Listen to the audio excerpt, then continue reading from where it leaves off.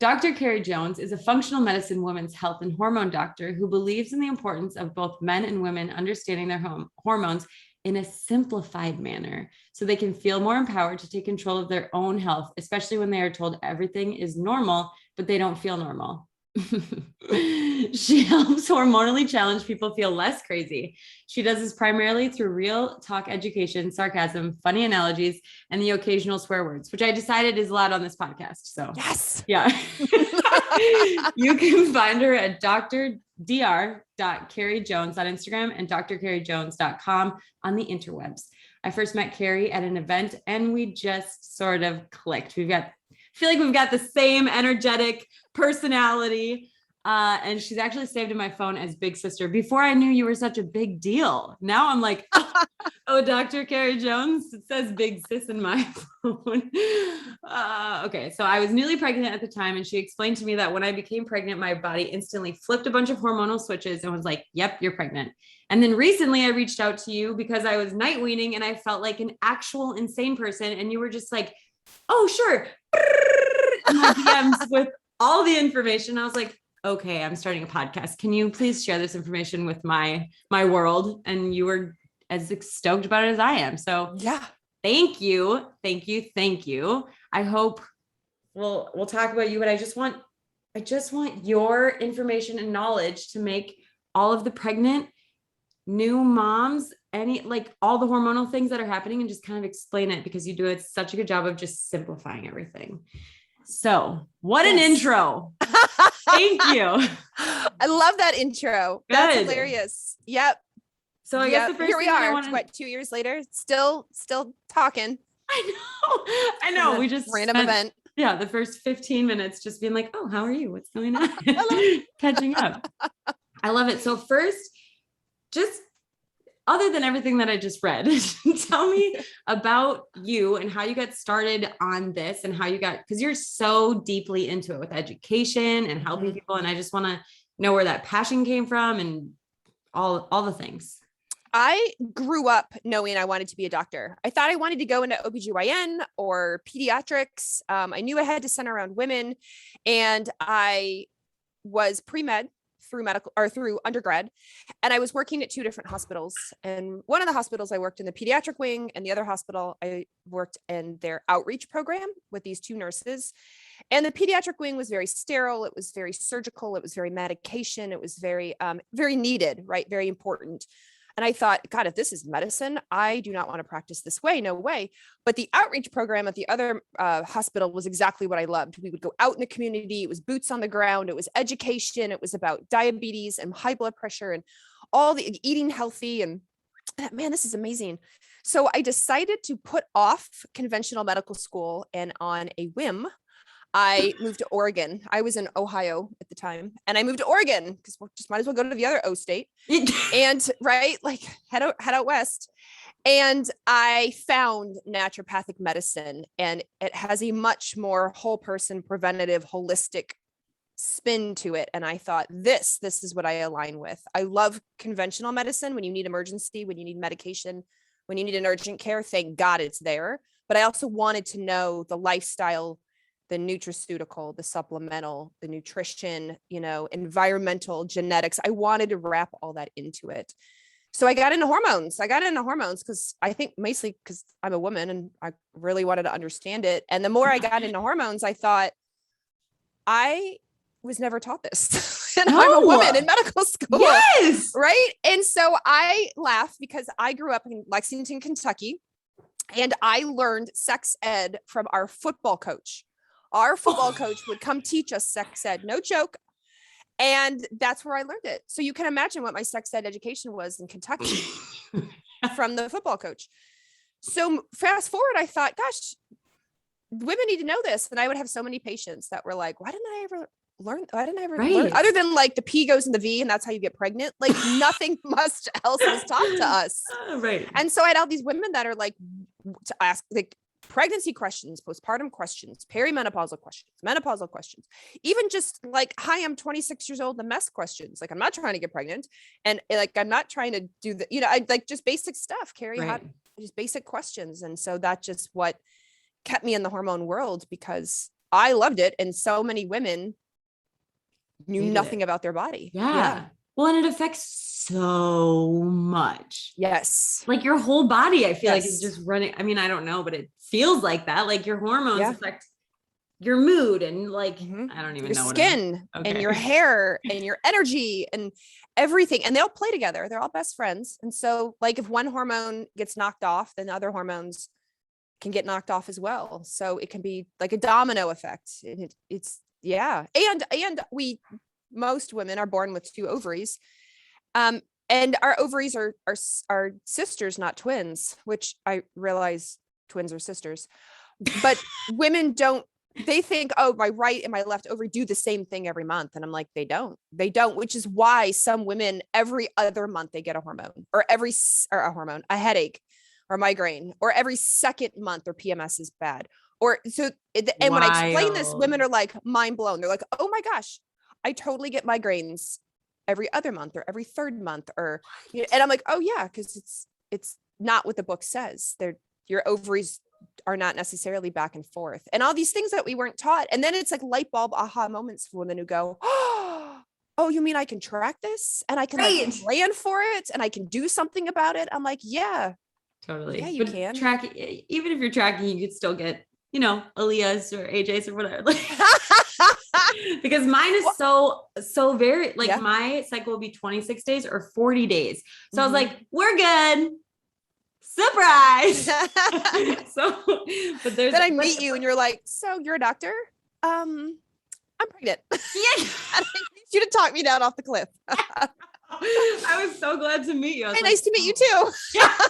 Wait, what's your name again? Oh, right. Okay. Glad you know I'm pregnant. Okay, done. Yeah, I got you. I think that's, but even just the tracking thing, people are like, what do you mean tracking? What are you tracking? And that's the tip of the iceberg, I feel like. And I had to read Taking Charge of Your Fertility, which is a textbook in itself. Like, it's a gnarly book, but I was just like, oh my gosh, this is so interesting.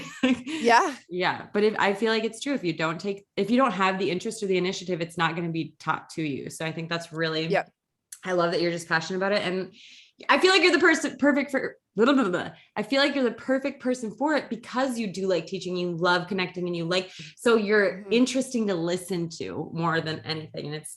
And then you have all the knowledge and it's just like a win-win-win. So great. So let's get started right away with pregnancy. So what happens during pregnancy? Because I remember when I was pregnant, I would be like, Seth, I'm so overwhelmed. I don't know what's good. And he's like, oh my gosh, okay, how can I help you? I'm like, we need nails. I'm hungry. And he's like, okay, I'll go get us some nails and I'll pick some food up. And I'm like, thank you. Like, what? I mean, that's just obviously kind of a crazy example, but what happens? Typical, but typical. I know, you're like, okay, are we doing this? Yeah. So tell it kind of what can people expect, or what kind of happens hormonally during pregnancy? So I have a funny story. So I had one of my pregnant patients. She was newly pregnant. She's in her first trimester, and she called and she said, I'm so tired. I'm so flipping tired all the time. Why am I so tired? And I said, because you're literally building a human from scratch. Like, that shouldn't do it though. Literally building little bones and little blood vessels, little organs from literal scratch. This isn't pop in the microwave pre-done for you. This isn't call, Uber Eats and it's delivered. Like, you are building it from scratch. So no wonder you're exhausted. All your resources have just been shifted to your uterus and you're building a tiny human from scratch. So when you are first pregnant, when implantation occurs and the embryo buries itself into your uterus, it releases these signals. They're called prostaglandins, but the prostaglandins go to the brain and they announce we're pregnant immediately. Implantation happened immediately. And so think of like in the movies, you see those really fancy, like multi-lock doors, like in Harry Potter, and like 62 locks click it, go down through the whole thing. That's what happens in your body when you're pregnant. It's like the brain gets the signal and like all the locks change because you are now growing a human. Everything shifts because you're pregnant. Everything. That's crazy. Everything. The way your thyroid functions, the way your brain functions, the way you make estrogen and progesterone, the way your bones, your muscles, your tendons act, everything changes to accommodate the fact that you're about to grow a baby. It's just the way the female body works. And it's super magical and impressive and super astounding at the same time, because so many women they just do it, right? They just do it. And then when you stop and think, you see it on social media, everybody's got these curated, like, oh, I just popped a baby out and I'm back to a size 2, no problem. And but like the reality, when you stop and think about it, it's what happens with all of the shifting because you're about to grow a baby is just the coolest thing in the whole world. Yeah. It's just the coolest thing in the whole world. So what kind of hormones? I mean, I don't know how. Yeah. So what happens is, prior to being pregnant, we work on a cycle. So estrogen to keep it super easy, let's say 28 days, which is what they say in all the textbooks. In 28 days, you get your period. When you get your period, all your hormones, estrogen, progesterone, are low. Then gradually estrogen goes up right before ovulation. Then it goes down so you can ovulate. And then it goes up again. And after ovulation, progesterone comes up. So it's basically a roller coaster, but it's a very well timed. It's a very well built roller coaster. It's the same roller coaster every month, assuming everything is working as it should. There's no loop-de-loops. There's no it just is what it is, right? Then you get pregnant and the roller coaster goes straight up. Estrogen goes up, progesterone goes up, because that's what it takes to maintain the placenta and to grow this baby. Your body is producing progesterone out of the ovary.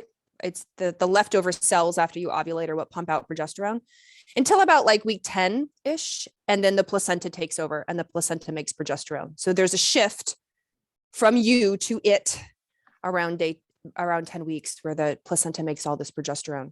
And so what happens is women are like, I'm exhausted and I feel crazy. I feel hormonal. Maybe they get skin breakouts. Maybe they don't. Maybe maybe their skin used to break out, but now it's super, amazing and clear and shiny. And the reason is all the hormones have gone sky high. Yeah, the roller coaster just goes up, up, up, up, straight up the entire 9 months. You just go up. That's what you do. And one of your estrogens that goes up the most is it's the third estrogen. It's called estriol with a T, estriol. And that's sort of the estrogen of pregnancy. And so when women are asking me like, I feel kind of hormonal and I feel emotional, like, yeah, because you're on a roller coaster that's going straight up. Buckle up. And because your hormones are going straight up, they're going to affect every other gland in your body. They're going to affect your brain hormones. They're going to affect your thyroid hormone. They're going to affect your blood sugar and insulin hormone. All the hormones are going to get affected because you were down here at the base of the roller coaster. And now you've just gone straight up for 9 months. Oh my. Yeah. So you basically climb Mount Kilimanjaro with your estrogen and progesterone until you deliver. So here's the kicker, which I know is you'll probably ask me, but then you deliver the baby. Yeah. And now it's out of you. And what happens is you fall off the side of Mount Kilimanjaro. And this is why a lot of women experience postpartum issues, because they get this dramatic fall. The baby was in, the baby was out. Once the baby is out, the hormones, there's no placenta. It's been, you've oh my gosh. So the placenta actually creates the hormone after those 10 weeks? Progesterone. Wow. That's crazy. Yes. Well, and that's usually for some women, when the morning sickness kind of fades a little bit too. Yeah.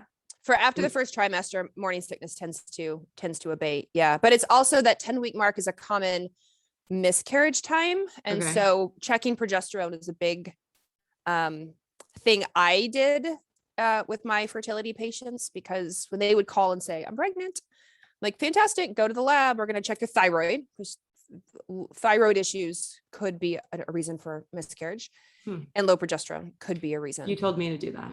Yeah, I know. Those are the two things that you told me. Then I was on it. Yeah. So I went into my doctor and he was like, well, we'll see. And I was like, no, Carrie told me I need to get this checked, please. He's like, I guess. And then he took 14 vials of blood. I feel like it was passive aggressive Minnesota. And like, oh, you want to check? Well, let's just check it all. And I was like, okay. Like, so me pass out. Yes. Oh, it was madness. Okay. So but it worked out. What'd you say? You worked out. I mean, it worked out. It worked out. Yeah. It was, here she is. You were healthy. Yeah. So I was not recently, when I was pregnant, I watched this documentary called Babies, and it was talking about oxytocin during pregnancy. Is that another common? Yeah. Yeah. That's our Okay. feel good. That's our bonding hormone, oxytocin, which is also when you reached out to me not long ago, said, why do I feel hormonal as I'm night weaning? Yeah. Oxytocin and well, prolactin is the hormone that helps you make milk. It's prolactation, Oh. shortened to prolactin. Huh. And so, but oxytocin is our bonding hormone. So you're nursing, you're getting all the good feels, you're staring into her eyes. She smells good. It's amazing. Well, as you wean, you're losing that daily oxytocin hit. Yeah. And because you're weaning. And so some moms feel it. They really take the hit on that one. And they're like, So oh my gosh, I don't feel as loved. I feel more stressed out. I don't feel as, calm. What's going on? Yeah, that's exactly what happened. So, but in this baby's documentary, it talked about how men also have the oxytocin hormone with a pregnant partner to help the partners bond. Yep. That blew my mind. I was like, what? Oh, that's why I feel like this towards you, Seth. It's just these crazy hormones. It's biologically one of the theories is that men get this increase in oxytocin as well, so that they focus on the immediate family and not go seek out others to mate with. You know what I'm saying? Right. Yeah. So it's like, we're going to hey, Mother Nature was like, she's pregnant and vulnerable. Yeah. So we're going to raise his oxytocin. So he bonds with her and the baby, and then stays to protect the immediate family and doesn't gallivant around. Doesn't always work. Yeah. Right. But I definitely hear that from a lot of men get that, like they nest, they nurture, they'll put on weight, like they'll totally just want to be with the mom and the baby and around the belly. And then when you deliver the baby, it's very similar. It's to keep them around. Again, you're in a vulnerable state. You have a new baby. Right. You can't go hunt and forage and do things. Right. And so it's to keep the man localized. That's one of the theories behind. I mean, it makes sense. Yeah, that makes sense to me. Okay. So basically in pregnancy, as soon as that implantation happens, things just start clicking. You start your whole body entirely goes into pregnancy mode. Yep. And then it just continues to, I like the roller coaster analogy because it feels pretty accurate. Like, oh, we're climbing. We're still going up. Yeah. Buckle up. Okay. So then once baby comes, can you talk about the what is it? Fourth trimester, right? Trimester. Yeah. So once you deliver the baby and the baby is out, they call that transition period often the fourth trimester. So now your hormones come down. They come way, way, way down because the baby is out. You don't need to grow a human anymore. But if you're going to breastfeed, prolactin goes up. Prolactin will naturally go up even if you're not going to breastfeed, because you consciously make that decision as a mom, like, I'm going to breastfeed or I'm not. Some others don't. Right. But like the brain doesn't know that. I mean, you're right. Like the brain's not like, oh, cool, I'll just turn off prolactin. It can't. Right. You can't. I need to make food now for this thing. Right. So the brain is just like, provide for the baby. If she's got a new baby, provide for the baby. So prolactin goes up. So when prolactin is high, it will usually like stop your periods, because the other purpose of prolactin, besides provide food, prolactation, is to stop the period so that you can focus on one baby at a time. Don't get pregnant again. While prolactin is high. So it is again, Mother Nature was like, let's not get her knocked up right away. Right. Now, clearly some women don't breastfeed, or they get their periods back right away, and they do get pregnant within the first several weeks, months. Yes. We hear this all the time. Yeah. But by design, a lot of women will say, God, I haven't had my period in 6 months. I haven't had my period in over a year. Right. Women who breastfeed for a long time, I haven't had my period in 2 years, or it comes very sporadically. That's prolactin. Okay, can that happen? Not to get personal here, but once we night wean, I got my period. Now can my periods be inconsistent because we're still breastfeeding? It could be inconsistent because you're still breastfeeding. But remember, it's been over a year since you've had a period. 2 years. So your brain, my pregnancy, right? Of course. Yeah. So a long time. Yeah. Like a year and 9 months. It's been a long time since the ovaries have had to do something. So the brain is like, do something. And the ovaries are like, you do something. It's been a year and 9 months. I don't want to. So there's a battle. There's a communication issue between the brain and the ovaries. Some women get their period back right away. Their ovaries are like, let's make it happen, Captain. Yeah. Like, I'm ready for a period. And other women, it's just the communication from the brain down. It's been stifled for so long. It just takes time to get back in the rhythm. Interesting. It'll get there. It's like trying to start a car that's not been driven in a year and 9 months. All right. That makes sense. Yes. So makes tracking difficult, but here we are. It does make tracking difficult. Yeah. Yes. And it's hard because women are like, well, what can I do? What can I take? Like, what herb is safe? I'm like, well, you're still breastfeeding. Right.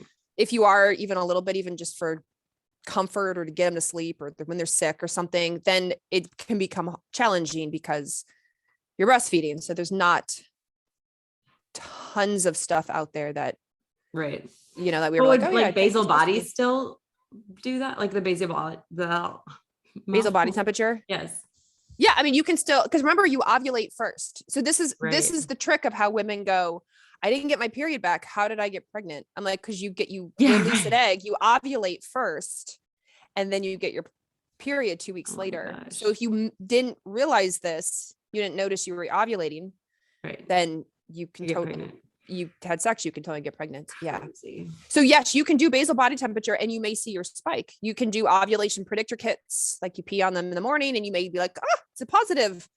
You're going to ovulate and then likely get your period 2 weeks later. Right.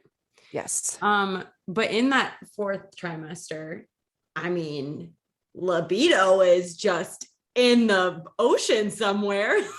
Why? But why, from a biologic standpoint, why do you think? Right. So you don't get pregnant again. So you don't get pregnant again. Mother Nature is like, you have one thing to focus on, and it's this baby, because lots of years ago, a lot of babies died in the first year. And so Mother Nature was super smart and the whole design of this, and was like, I'll give you milk, but in exchange, I'm going to take away your period and your libido. Right. Yeah. Sorry. Seriously. I know. Nurture the baby. Stop having sex. Yeah. So and I hear that. I have so many women that are like, what? It's been 6 months. I have no libido. I'm like, right. I know I know. And Seth and I talked about that before, because of course everyone's like, "Whoa, wait till you have the baby. You're never going to have sex again." And we're like, not us. And then I was like, yo, don't touch me. And it's like, I'm even like, this sucks. What? Yeah. There's like nothing. It's craziness. Yes. So you've got libido. Is mom brain affected by hormones? Oh, 100%. 100%. Even like I'll give you a classic example. So serotonin is the neurotransmitter in our brain we often think about with depression. People take SSRI, antidepressants, right? Antidepressants are around serotonin. So serotonin is heavily affected by estrogen. So too low of estrogen can decrease your ability to convert tryptophan, which is the precursor, into 5-HTP. So the way that the pathway goes to make serotonin, to get super nerdy, it's tryptophan, 5-HTP, serotonin. It's a couple steps, right? Okay. So if you don't have a lot of estrogen, like in the 4th trimester when you're postpartum, then you don't get the signal to make the enzyme that makes 5-HTP. And I was talking to a colleague of mine years ago who had severe postpartum depression. And I said, tell me what your estrogens were like prior to getting pregnant, and tell me what your mood was like. She already had low estrogen prior to getting pregnant. She was already borderline depressive prior to getting pregnant. And I said, you're a classic candidate for postpartum depression, because I know when you deliver this baby, all of it probably went away pregnant because you had so much estrogen and you felt amazing. And then you delivered and now you struggle to make 5-HTP, which struggles to make serotonin. Whoa. So yes. It's not an absolute, but it's definitely, when I ask these questions to moms, they're always like, oh, that was me. You're right. I definitely had maybe they wouldn't describe themselves as full on depressed. Maybe they would, but they would go, yeah, I was kind of low, right? Like I was trying to get pregnant. It was really stressful, but it was, I always kind of fought with depression or kind of low mood. I was excited to get pregnant, but my undercurrent was kind of low. Yeah. and then they're more prone to postpartum. So yeah, so that aspect of like mom brain mood. So that, but then memory, because mom brain is like, women are like, I'm not quick anymore. Like No. I need lists. I forget everything. Yes. Yep. Because you had all these hormones and then you don't have a period. So you don't get the benefit of estrogen and the benefit of progesterone anymore because you're breastfeeding if you are. And the brain is like, hello, I feel neglected. But maybe that's biological too. Maybe it's best that I'm a little bit slow because then I'm not trying to like think of starting a podcast and I'm going to make another YouTube video. And all I do is feed and change and feed and change and like can't get much further than that. Yeah. And sleep when you can. Yeah, sleep when you can as a new mom. Yep. Yeah. That's yes. crazy. And we keep, I completely understand. But it's so interesting when women, especially like my type A go-getty women are like, I need you to biohack this for me, Carrie. I'm like, it's hard. That's what I was asking. Mother nature. Like, you're supposed to, by design, I didn't design you, but that's how the design is. Right. To do what you said is to like deliver the baby, focus entirely on the baby, the survival of the baby, feed the baby, change the baby, and sleep. Like that's what you're focused on, whether you want to or not. And it can be a real hard transition for a lot of women. It's like a new identity. They don't, it's not that they don't want it. It's they weren't expecting it. They wanted their old identity where they could go and travel and leave and meet and hang out and Zoom. And now they're like, the hell? Yeah. And then you watch your partner leave for work and go. And men don't do this. No. Men, I mean, they have it, like I said, they get the oxytocin boost to help them stay around and be part of the family, but men don't cycle like we do. And so their testosterone is constantly, fine. And their brain isn't wired to feed the baby, protect the baby, change the baby. They're the protectors. That's crazy. And historically, biologically. And so for some men, that's where they like it. So they're looking at the mom, like, go back to your old self. Let's go out. Let's have sex. Like, let's do a date. Let's like, where's your energy? Like, why didn't you remember that? And you're like, I'm a whole new person. I know. A whole new identity. And you're questioning the same things. You're like, why don't I want to go out? Why don't I want to sex? Why can't I remember these things? I want to go back to my old self. Like, it's just, it's such a crazy time. So it's basically just the tanking of all of the hormones. And then it takes another 3-4 months for it to like stabilize again, or how? It depends on how often you are breastfeeding. So my round the clock exclusive breastfeeders can take a little bit longer, or a lot of bit longer, which is fine. It's just because, again, like the focus is on producing milk, not producing milk and producing a period or ovulation and producing libido and producing energy. It's wild. Breast milk is sort of the focus for a lot of women. Now, if you're not, if some women for sure, like, oh, I tried breastfeeding, it didn't work for me or what have you, I bottle feed, they tend to rebound faster because I see that in other women. I'm like, they nip it faster. So and some women just, they can't, like, maybe, I have a friend who had, had breast augmentation and she really wasn't ever able to get her breast milk in. And so she had to go with supplemental, and the prolactin was like, meh, all right, if we're not doing this, we're not doing this. And so she got her period back right away. And like, things just kind of came back for her right away but she wanted to breastfeed. She just couldn't. Right. Yeah. No, I feel like I've definitely seen that with other women who are not breastfeeding. It's almost envy where I'm like, okay, I know that breastfeeding is like what you're supposed to do and whatever, but like, wow, you look great. And you look like you're having a blast. Yeah, right. And I do. That's incredible. And then I keep referring back to this stupid documentary that I watched, but it kept talking about hormones and I was just blowing my mind. But it said something about the oxytocin opens the amygdala in the mother, which is like the protection it's our fear-based gland. Yeah. Right. So you like focus on the baby more. And they said that dad's opens like a quarter of the way. But then this is just a side note, interesting. But then they said if there's like 2 male parents, one of theirs will open all the way to like be the protector of them. And so that's you'll see it. They become the nurturer. My husband, who Eric, we were talking about a friend of his who had a baby and the mom who was total like party. They were, as a couple, they used to like, they were you know, they were that couple. They were out and about and see and be seen and, you know, like mad, crazy partying and whatnot. They drug, sex, and rock and roll was their thing. Then they got pregnant, right? And she became a nurturer. Like all of her former tendencies became nurturing, nesting, taking care of this baby. And the dad was like, right. Hello. Yeah. Remember how fun we were? Right. Like that's we hitting up the bar. Let's go. Yeah. And it was really, really, and my husband said I could, he was telling me the story. He said, I could see it having, my husband has 2 kids from a prior marriage. And he was like, as a dad, I can look and be like, your wife is just like, she just had baby and she's becoming the nurturing person. And you need to understand that this is what happens when women have babies. Like, what's wrong with you? Like, she's not going to drop the baby and hit up a swingers club. Like, come on. Right. You know? And do you want her to do that? Like, right. Exactly. Well, apparently he did. So, oh man, but that's the struggle too. Like, I feel like that's what happens. You have this, like, you and your partner are just like, we're having a baby. This is so good. Oh, I love you so much.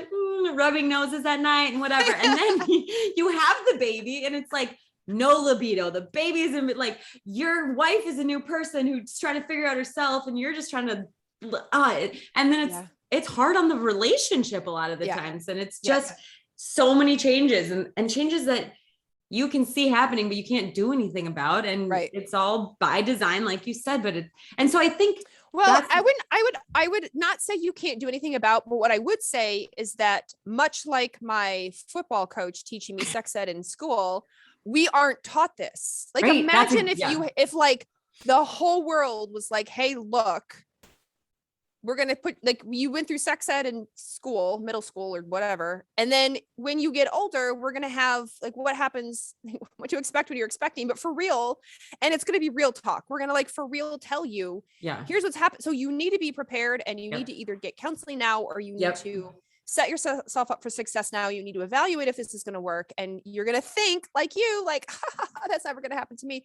It does. It will to some degree. Right. And be proactive and be prepared for it. So, and talk about it. So you can be like, oh, honey, remember that thing in the class we learned? Like, that's happening. I have no libido and like, I don't want to go to a bar tonight. And I'm feeling like, I can't remember anything anymore. And he can be like, oh, I remember we learned that, 9 months ago, like, got it. Like, here's how to support you. Expectations, I think, are huge. And then also knowing that it's not like, oh, well, this is me now. Like it can be just a phase of the hormones or a phase of like the baby growing. And that was the one thing that you realize looking back, probably like Eric, he's like, okay, I see this on the other side. But when you're in it, you're like, this is my new life forever and ever and ever and ever and ever and ever. And then it passes and you're like, oh, okay. And as the baby gets older, right. And you morph and change as well. That's a great way to put it. You're just in phases. I mean, we all have mom friends who were like maybe they hated the baby years, but then the toddler years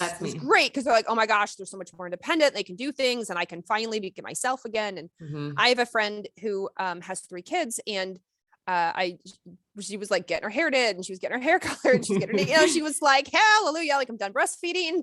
The kids are old enough. Yeah. I am bringing like hot mommy back. And I was like, hell yeah. Yes. But she's like, I was in it. I knew where I was in, especially 3 kids later, like by the 3rd kid, you know what to expect. Right. And so she and her husband were like, yep, this is what we're doing until the 3rd one is completely weaned. And then she's like, we're done. No more kids. Go get snipped. And hot mommy is coming back. Yeah. And I'm coming back. But when in the first kid, you don't know that necessarily. You feel panicked. And especially if you have the 2nd kid pretty close and you're still in the panic stage. Yeah. Like, oh, I'm never getting out of this. It's like, so how do people learn this stuff other than like podcast? They listen to your podcast. Yeah. Right. Obviously. Right. But like, I just don't know that there's that many resources to help people. It's I think it's finding real people on social media since everyone turns to social media now. Like it's realizing that there are gorgeous, gorgeous, gorgeous family pages on Instagram and it's all curated and everybody looks the same and they're back to a size 2 in about a week. And you're just like don't follow them. Like you want to follow real people who are telling you exactly how it is because they're telling you the truth. Yeah. They're telling you the truth. Yeah. They want you to know what it's like. Yeah. And it's a fine line between like, because we got really discouraged because everybody was just like, oh, your life's going to change. And they kept telling us all these negative things. And we were just getting pissed. We're like, this is so exciting. And then when it happened, we're like, oh So it's a hard line between trying to prepare someone and not being like, oh, good luck, guys. Just, I don't know. Yeah. So No, I it's think true. that's why the education piece and like the actual science of what's happening in very simple terms is a helpful way to go about it. Right. And to know it's not forever. Yes. Like you're literally in a state and it's going to change, and it's probably going to change again. And your second one is going to be different than your first one. Right. And is, you know, and setting expectations and seeking help when you need it 100%. Right. Yeah. And so, and I think it also depends on when you talk to somebody, like how far along the parenting spectrum they are. So if you're pregnant and you're talking to somebody who just delivered, they're going to tell you the worst case. But if you're talking to somebody, you know, like your older sister who's got kids, you know, not your sister, but like, you know, sisters in general, and who are 10 years, and she's like, are you kidding? Once they hit school, it's like, you know, everything's back. It's great. It's wonderful. They're independent. You find yourself again. Yeah. You know, you make date night. It's great. Get a babysitter, you know? So it really you know, on that spectrum, make sure you're talking to people. Yeah, I think you're right. Like real people, young kids, babies, and then have been at it for a while and are like, don't panic. That'll tell you the truth though. It's like, you might have marital problems, but just keep at it or whatever. It is harder. And just like being able to empathize and not be like, oh, whoa, I don't know, my marriage, like maybe. And that's the thing, is everybody's experience is different, but I think you're right. Yeah. Finding real people and like people that will be honest with you. Yeah. Yeah. That's what I think. And we used to, you know, it gets talked, like people who follow like paleo and whatnot. We talk a lot about the tribe and community or the clan, depending where you are in the world. And so, you know, women when my mom was growing up, my grandmother was growing up, like I grew up around all the family, right? It was like around the same neighborhood, or like, it was very close knit. The neighbors were, and then now it's very oftentimes independent. People live far from family. Yeah. They may know their neighbors, but maybe they don't. Yeah. And so you're trying to be a community of 3 if you've got a partner. And if you don't have a partner, you're a community of 2 when you have your baby. And that is definitely, I think, hard. And I want women and families to understand that. I'm not against moving or, you know, like anything like that. If you move, like not all families are great, but at the same time, recognize that biology had a setup for community, and current world situation doesn't always work out that way. So my point is, seek help when you need it. Absolutely. And I think like, don't be afraid to seek out help, however that looks, whether it's a counselor, whether it's a part-time assistant, whether it's a cleaning crew, whether it's a night nurse, right. Like whether it's, whether you get a meal kit, because every little bit helps. Totally. And mental sanity. I agree. And I think what's interesting too, is that a lot of times there are mom groups set up, like the community is really like the community as it was, or as it is in different countries, is totally around the mother, but also around the father. So that's like all the guys get to talk and be like, yep, that makes sense. Yes, this is maybe what to expect. And because even now I'm like, where is their support? But there is so much support around the mother, where Seth is like, I don't know who to talk to about this stuff. And I'm like, talk to somebody older at work. I don't know. Like, but it's that, like, you don't, both people, everybody needs that like sense of community and sense of someone to turn to and ask like, holy shit, is this normal? Yeah. So I think I do. I think like your text, when you sent me that text, you were like, oh my God, I don't know what's going on with my brain. I was like, I got you. Yes, exactly. Explain what's going on. Yeah. I live in Oregon, but I can still help you. Yeah, I know. And literally that day I called Steph and I was like, I'm not okay. And he's like, what do you mean? And I'm driving Aaliyah. He's like, are you guys safe? And I'm like, yes, I'm driving. I'm fine, but I am not. I don't know if we need to go to couples counseling. I don't know if I need to get on antidepressants, anti-anxiety, or ADD medication, or if I just need to get on all of them. I don't know. And then like a few days later, felt a little more normal, and like, and not that I don't need any of those things still, but like that day I needed them all right now. So it's very real. Yeah. Very real. So, and it's okay for people, someone listening who's like, oh, but I had to go on antidepressants. Is that bad? No. It's your mental sanity. It's the sanity of your child. Like, of course it's okay. I agree. Yeah. So when you're saying that, like, if you're breastfeeding, it can last for a while. Like, are we talking, it could last a whole year? It could last until the end of your breast. Really? Yeah. I absolutely. I had women that are like, oh, is it ever going to come back? I'm like, and it depends on the woman and the sensitivity, their prolactin, everything. But yeah, I absolutely have women who breastfed 2 years or 3 years. And they're like, I still haven't really gotten my period back. Like, great. No, but I mean, just like feeling back to normal. Oh, feeling back to normal. Yeah. I mean, same thing. It definitely depends on the woman. But usually once you get your period back and then you get back in your hormonal non-pregnant rhythm, got it. Then the brain's like, oh, thank God, we're back to baseline. So it'll take, yes, it can take, 3 to 6 cycles to really start to hit that stride before you notice a difference. Interesting. So then now let's go to the last piece. If you are weaning, and can you talk a little bit about like pumping versus breastfeeding? Is that going to be different hormonally? So and that from an oxytocin sense, yes, because obviously pumping is not exactly a like feel good bonding with your baby moment. But from a prolactin sense, no, with pumping, you will still stimulate the hormone prolactin, to come out. And one of the interesting things with prolactin, that it's under the control of a hormone called dopamine. So dopamine is one of our neurotransmitters like serotonin, and dopamine has a lot to do with motivation and mood. But it also has a lot to do with, it was attached to, reward, like gambling or shopping or chocolate or sugar, but really it's anticipation of reward. It's our excited anticipation, like that I'm going to have that next bite of food. It's going to be amazing. That's dopamine. The food does maybe taste good, but knowing you're about to put it in your mouth, that's dopamine. So it's a feel good ping in the brain, right? So when dopamine goes down, prolactin goes up.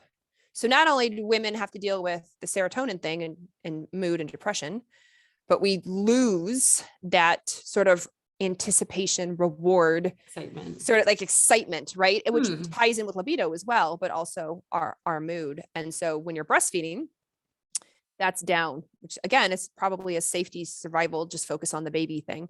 So now when you start to wean off of breastfeeding and or maybe you've weaned completely, you lose oxytocin, like you used to have it. So oxytocin is our feel good bonding. We get it from breastfeeding. We get it from petting our dog. We get it from like hugging kids. Like we get it from like really warm, sunny, happy things. It's like, oh, I love that. That's oxytocin, right? Yeah. Oxytocin immediately shuts down our fight or flight response. It's a very quick, if you are fight or flight and you get oxytocin, boop, fight or flight goes down. So it's really helpful for stress management. Yeah. Now you're not breastfeeding anymore. You don't get your oxytocin hit anymore. So you're more susceptible. You're more prone to the fight or flight feeling. And it can be startling to women who had the safety net of oxytocin every day. And all of a sudden they're like, I can't handle stress. I'm anxious. What happened to me? What is going on now? I'm a hot mess. You're missing out on that hit of oxytocin you were getting every day. And we need to find you other ways to manage stress, whether it's meditation, whether it's sleeping, whether it's reading a good book, whether it's breath work, whether it's get a pedicure or something, pet your dog, get your oxytocin back. But having that in your pocket, knowing if you're going to wean, like what am I going to replace it with? Yes. That'll help the transition, you think? That'll help the transition. Not all women, but for sure, especially when they say, I'm not handling stress like I used to. Like, oh my God, this is so stressful. I feel more stressed out. Yeah. I feel more anxious. I feel more on edge. I feel more hypervigilant. As they transition off of weaning, they're not getting the safety net support of oxytocin anymore, but you are getting the rise of dopamine. So hopefully the brain is like, I got you. I'm going to give you dopamine, even though you're taking away the oxytocin regularity, but it doesn't happen. It's not like this. It's not like in the Olympics, the baton handoff. It's not like they're stumbling a little bit. Right. Yeah. There's like a total miss sometimes. And sometimes the runner is like, give me the baton. And they're like 4 miles down the road. So, so the dopamine doesn't always like jump back like it should. So how long does that chaos happen? Every woman is different. Some bounce back right away and some, it takes a couple of months. Oh, wow. For this shit. And especially And this is what I really don't like about our society, especially if you don't have a lot of support in your life, it's probably going to be a harder struggle for you because you have nothing to lean on, nobody to lean on. If you don't have good systems in place and how you handle stress, if your life is very stressful for whatever reason already. And I think that's just crappy. It's just not fair for new moms to have to automatically go into fight or flight while they're trying to raise a newborn baby. Right. So I do see those situations they struggle a little bit longer because they just don't have the support like other moms might have. Wild. Yes. So between weaning, so if you get your period back and then when now you're completely weaned, so as your period starts to come back, now your rhythm is becoming right now, your rhythmicity of being a woman is coming back. Get your period, ovulate, get your period, ovulate. Yeah. Your dopamine's going up. You're finding ways to handle stress and then hopefully start to feel like your old self again. But a lot of women now you have a baby, right? You have a baby. And so, whereas before you didn't have a baby, so you could go through major stressful situations and come out the other side back to your old self again. And now you have to put all the focus on the baby versus the self-care on you. Right. Because before pre-baby, if you had a major stressful event, you could be like, I need a vacay. Yeah. I'm taking a mental day, right? Yeah. I'm Netflixing on the couch all day. I'm spa day. Like we can do all the things. And now you're like, have a baby. So it's now you have to be baby right now. It's being creative on how you can still do self-care. And I want women to know that self-care is critically important. It's not selfish. Like like you're the caregiver. So you have to care for the caregiver in order to care. And so it's okay to ask for help, get a sitter or ask family or, what have you, and take time for yourself. However that looks. Yeah. Well, like you said, like getting a cleaning person, a meal or babysitter or whatever. I think that's, I think that's taking the time. And that's the hard part. That was the hard part for me is I'm like, I know I need something, but I don't have the mental capacity to figure out what it is. I just know that I'm struggling. Yeah. And then finally I was like, oh, I'm not really eating very well or very much. Maybe I should order a meal kit. And then I'm like, oh, wow. I'm glad I sat and thought about that for a minute. Like, it's such a trip. Okay. So what are you listed off a bunch of oxytocin things, but like petting your dog, any self-care stuff? Like what are some other ways for increasing oxytocin? Yeah. It's like real laughter. It's like being with friends and community. It's, doing things that make you happy. It's, masturbation or sex. Those can increase oxytocin. It's, reading, like heartfelt stuff, right? The things that you're like, aw, like that helps raise oxytocin. Again, whether it's family, friends, your partner, your baby, your dog. It's that's what helps improve oxytocin. Yeah. Yeah. Cause I luckily had seen some story about weaning and she had just briefly mentioned like, oh, your hormones can go crazy during weaning and you might feel really down. And so when I was going crazy, I went back to it and I was like, this should be talked about as well, because you finally kind of start to feel like you've got a rhythm and then you do that and it's like, or whatever they do. And it's, but again, these are big transitional times for women, right? Getting pregnant is a massively transitional time. We go through puberty and boys kind of just like, that's it. Like that's their big transitional time. But we go through puberty and then we get pregnant and then we deliver. And then we breastfeed if we do. And then we wean and then we keep going. Then we go into perimenopause and then we go into menopause. Like we are. So those are the next big transitions. Yeah, but you got lots of time. You're good. Okay. Don't worry. We'll talk about that podcast in years. Years from now. So I had you on my podcast talking about pregnancy. And now here we are. Like, let's talk now about I'm in my 40s. And I need to talk to you about something. Oh my gosh. Funny. Yeah. We'll have that sex ed talk then. Right? Yeah. All right. Awesome. Well, I feel like we hit all the things that we were trying to hit. Yeah. And the big takeaways, like, again, it's for moms is like knowing what's ahead. Don't blow it off as like, oh, that won't happen to me. Cause I'd rather you be prepared of like, if it happens to me, right, I know what to do or who to ask, or at least talk to the father of my baby about, or whoever's Right. your support network. And if it doesn't happen to you, then congratulations, you're God's favorite. Right? Like, fine. I'd rather you be over prepared Yep. and not sink and not feel like you're, crazy and have no resources. I'd rather you feel crazy and go, oh wait, but I have resources. Yep. I wrote it down. I saved these links. I saved this podcast. Yep. I can re-listen to this. Okay. I know what to do now. Well, and telling your partner too, because they are the same. So they can remember these things better than we can. A lot of times stuff they'll be like, oh, isn't that this thing? And I'm like, oh, you're right. Yeah, we learned about that. And especially because pre-pregnancy, a lot of women did it all. They do it, right? They're like multitasking type A do-alls. And then post-pregnancy, that doesn't always rebound like we'd want it to. So recruit some help. Yes. You don't have to do it all. Yeah. I feel like that's the other big takeaway is get your support however you need it. Yep. And it literally can look like a million different things. It's the classic view of the family and community is totally out the window in 2021. So however it looks for you.